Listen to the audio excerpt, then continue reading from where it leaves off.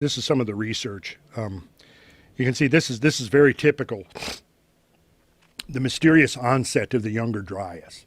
Now, this has been kind of the consensus view is that, okay, we don't have an explanation. The younger Dryas, remember, that's that interval between those two spikes, right? Where you had the warming, then the snap back to glacial cold, and then the warming again. So that interval in between is the younger Dryas.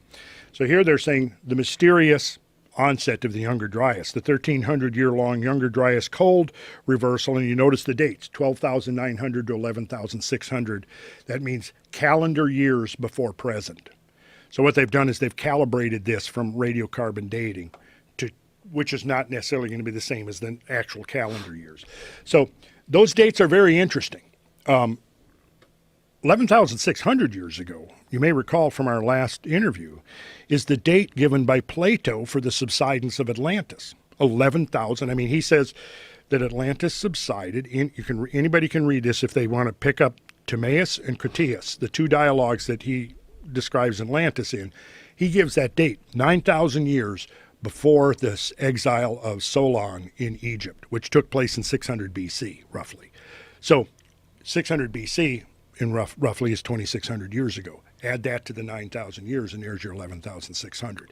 So now what has happened is 2,500 years ago, Plato gave a date, which would seem to suggest that something immense happened in the Atlantic Ocean, and you had an island complex that sank, perhaps from rapid sea level rise. Now, 2,500 years later, here's modern science coming up with the exact date, showing, hey, there was a massive meltwater pulse into the ocean at that date.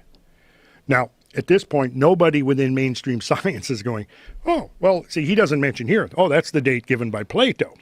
They don't say that, but it is the case. That's incredible. Yeah. That's so amazing. Now, Plato, he was told that, right? It was all through stories, right? It was handed down. Solon handed it down. Let's see if I can remember this, through Dryas to Critias the Elder to Critias the Younger, then Critias the Younger, I guess, to Socrates. Actually, at the forum where Plato would have heard it would have been the Socratic forum where it was told. So I think there was like 3 generations between Solon and Plato. The wise men of the time, or the people that were in charge of disseminating knowledge back then, it was such a critical job. Critical job, yes. No internet, no books. And the whole thing was that the whole emphasis was on the oral transmission had to take place without not one iota of change. It had to be transmitted from mouth to ear, unbroken, without change, without alteration. Which has always been the issue with human beings, hence that telephone game. Yes. You know, you tell someone something, right. They tell you something. You know, But if you start out, and you know, it's going to be the same with Native Americans. And the Native American storytellers have to go through a very long, arduous term of initiation to show that when they tell the story, it's going to be exactly like they heard it. That's one of the basis of modern Freemasonry, too. We need to get that with today's modern gossip. Yeah. They need to nail that.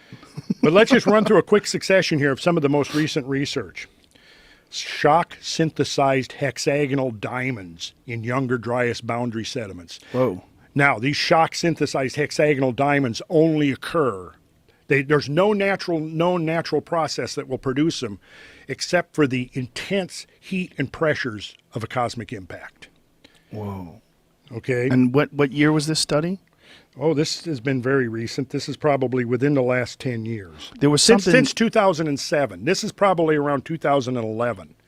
There was something that was released very recently about micro diamonds and micro diamonds corresponding. Last summer. Yeah, and that also was the same timeline. So it's just like the evidence keeps accumulating in this time period that something hit us. Yes. The micro diamonds, the nuclear glass, the spikes in warming that's observable on the ice cores. All correlates. The mass extinction events of all these animals. Yes. This is an event. This is an event. Well, this is crazy that you're the guy talking about this event. I mean, this is really nuts. But not anything taking away from you, but there's so few people beating this drum that there's so much information. We're talking about hard data. Oh, you've shown on this show 3-4 different examples of hard data that points to this event.